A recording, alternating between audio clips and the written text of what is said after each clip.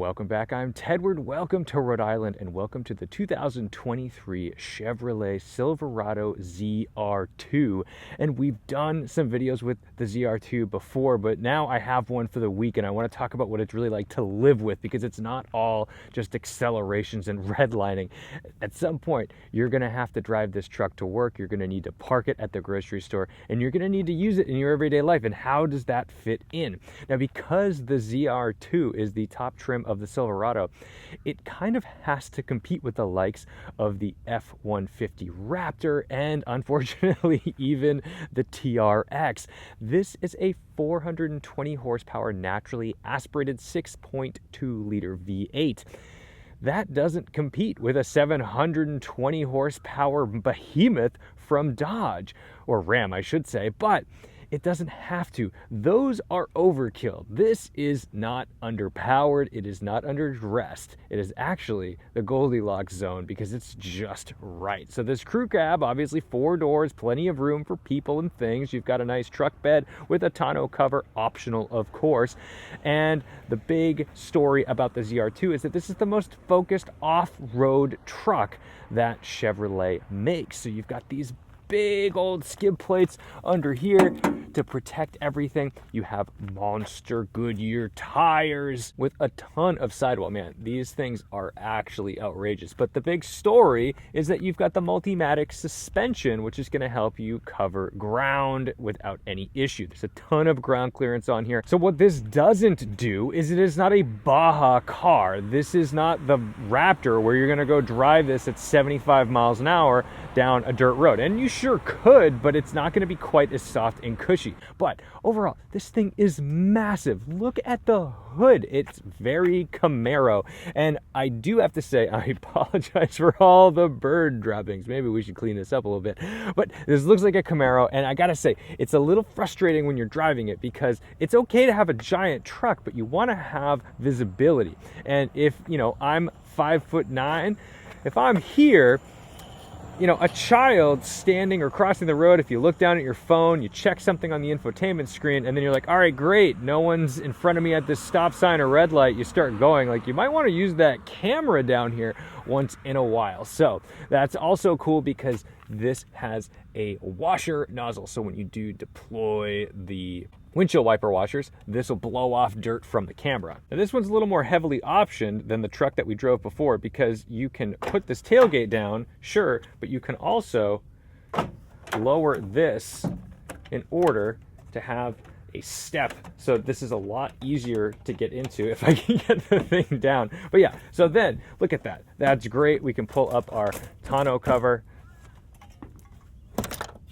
And you've even got this little guy to help you out so that way you're not falling over yourself. You've got a little grip.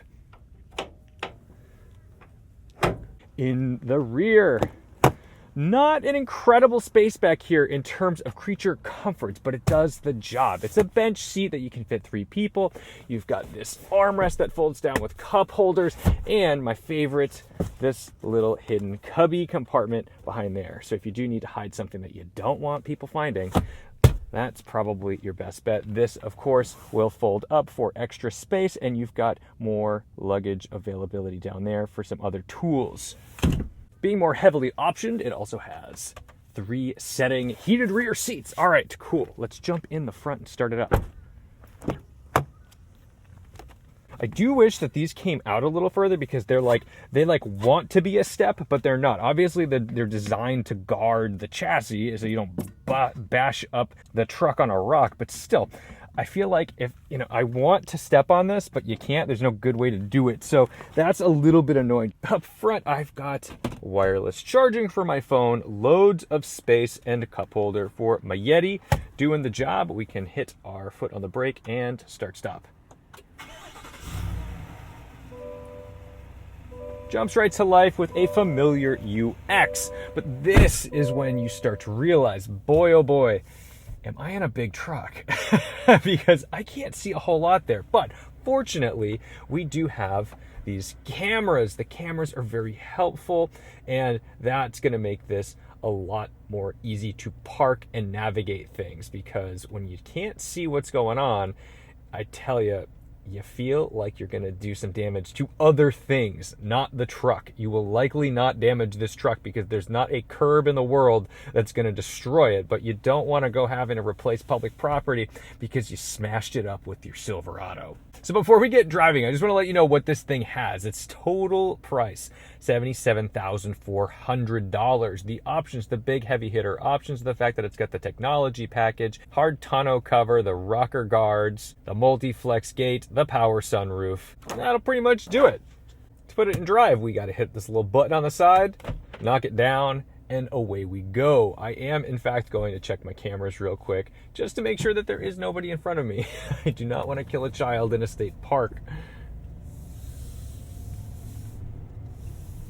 So the thing I love about this truck is the fact that it has this NA V8. That makes me feel like it's reliable, robust, and it has torque for days. That's the good stuff, man. I don't want to have to deal with turbochargers all the time. Sometimes you just want an old school V8 to get the job done. You can see our heads up display right there, and we can change the type of information that it's giving us. So it'll give us, like cruise control information, and they make it so easy to adjust the heads up display right here with the brightness and the position. So I really appreciate that because I don't have to go through any silly touchscreen menus. I got real physical buttons. That's something I really appreciate about Chevrolet, is that they do still give you that kind of physical button stuff, which is ironic because on the Colorado, there's no headlight switch. You got to turn the headlights on through the touchscreen, which I think is just bonkers, but whatever. We'll enjoy this for now. Man, this is the most Rhode Island vibe ever. Apple CarPlay exists on this vehicle. That's great because you know what? That's what I use. That's what people use. I've heard that GM is going to be getting rid of Apple CarPlay in favor of some other type of UX that they have introduced. This is a huge mistake. Don't do it. Please turn the ship around. Keep the Apple and Android stuff because this is what people use. This is how people want to interact with their cars. They don't want to learn a new system. I just want to use my phone, but here. It's pretty easy to drive smoothly as well. I would appreciate if the brakes had a little more initial bite because it's pretty soft going in, which helps for smooth driving, but it's a large vehicle on like all-terrain tires. I would like this to feel like I am bringing it down in a heartbeat. But if you dive into the brakes, they're fine. They're fairly progressive and linear in the way they bite. I just want more from that initial bite. I want to feel like they're right there, like I need to be cautious about how much I give. So now we're going to do one of the most dangerous things a person can do in America. It's drive on a highway in the state of Rhode Island. Rhode Island has some of the most beautiful landscapes on the coastline, but when they get on the road, these residents are a menace to society. There are no rules. Nothing makes any sense. Entrance ramps are sometimes just at a dead stop. Lanes are at your leisure.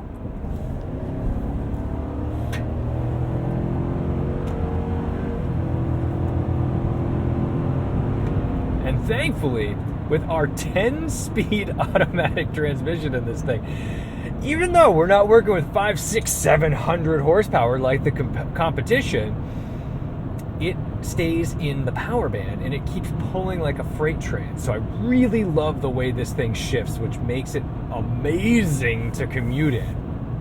There's a bit of road noise from these tires to be expected.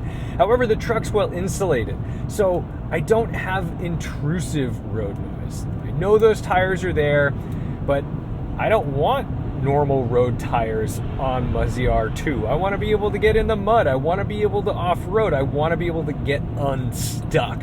So a sacrifice I will make is a little bit of tire noise on the highway. I don't have Super Cruise. I want Super Cruise. I don't know if it's available on the ZR2 at all. I'll find out, but this one doesn't have it. And I love Super Cruise. I think Super Cruise is a wonderful thing. And if you have the ability to get it, if you have the means to get it, I would recommend it because it's a great hands-free driving system. And I particularly like it in large vehicles that could be subject to a little bit of sway and that kind of thing, just because it makes your life a lot less stressful and you don't have to put in a whole lot of work while you're driving. But man, There's good visibility out here. I've got nice big mirrors. The blind spot monitoring does its job. I've got cruise control, which is also going to detect the speed of the cars in front of me. Nothing outrageous, of course. We expect to have automatic cruise control, but hey, it's doing its job. And currently, over the last 132 miles of me driving this, I've done 17.3 mpg. That is not bad. And we've got a proper old GMC still on the road. The car culture in Rhode Island is actually pretty unique because it's not all like supercars and wild stuff. It's a lot of like weird stuff. People in Rhode Island love K cars. They love tuner cars. So I actually do genuinely appreciate the car scene here, because they keep things alive that otherwise might not be. You'll see like 1980s Toyota wagons that are just pristine, just like oddball family cars that people kept and made perfect. I think Providence is an underrated city. It's a small city, but it's got a lot of culture, a lot of great food, and it's affordable. And all right, the driving is insane here. People drive like nuts. And that's actually why I like being in the Silverado right now, is because I do feel safe. I do feel like, if something really, really bad happens, that tractor trailer comes into my lane, something goes catastrophically wrong, like I would rather be in this than a Corolla, for example. Like you just never know what's gonna happen. Yes, the vehicle's overkill, but there's a sense of safety and relaxation that comes along with driving a big truck. Couple that with the idea that it's got some juice and it handles. I can actually use it. I can actually maneuver with it, because sometimes you get in an old truck, an old SUV that behaves like what we think of as a truck. It's stressful because you can't make those last minute moves. They're not responsive. They feel like they're gonna roll over. In this, you can really chuck this into an on-ramp. You can hear some squiggly squeaks from the rear right now, and that is annoying. I haven't really investigated it, but it is something that bothers me, especially with the truck with like 4,700 miles on it. And I get it. You're in a big pickup truck, whatever. It's okay if it's got a couple little things. But we're also talking about a $77,000 vehicle. So you do expect a level of refinement in that. And then in a lot of ways, it has that. So that I'm not going to fault it for a little squiggly squeak. Pretty much everything I get in has a little squiggly squeak. And like I said, I haven't investigated it. I think I like the driving experience in this for the most part because it's a comfortable, easy thing to navigate once you get used to the just overarching size and vibe of how tall this hood is. The seats are comfortable, and again, they've got to do this sort of like one size fits all thing with these vehicles, because they're, designing a seat for something that fits little old me and probably like some big old giant Americans. I'm not going to destroy this curb. I'm going to be nice because it looks like it was just paved. And, soft tar. I respect soft tar. Do you respect soft tar? Try not to destroy it. These seats are nice. They're comfortable. I could do some long trips in them, but they also feel durable, robust. That's the thing, is like, even the leather wrap steering wheel, it's not super soft, refined leather. It's something that you feel like is going to be able to stand a little bit of abuse.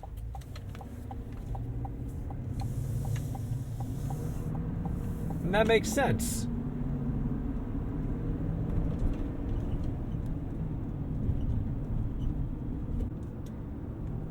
So living with the ZR2, man, the ZR2 really is its own thing. It is not a TRX. It's not a Raptor.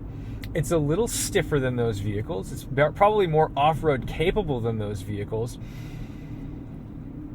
And I think it's more well-rounded. It feels like less of a, hey, watch this, hold my beer vehicle. It feels more like it was designed for an actual purpose, and it makes sense for that purpose, which is like off-roading, towing, being comfortable. It does all those things.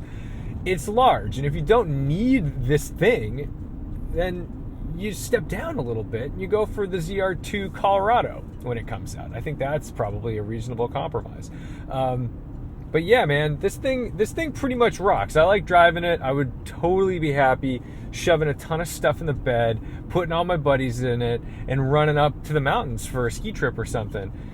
That would be a good time, because I feel like, you know, you'd never get caught up, you'd never get caught out, you'd never get stuck. And if you wanted to make off-roading part of the trip, well, you've got a safe way to do it, because as long as you don't pinstripe the side of the vehicle on some branches, you've got skid plates all over under the thing and on the side, so you're probably going to be a-okay.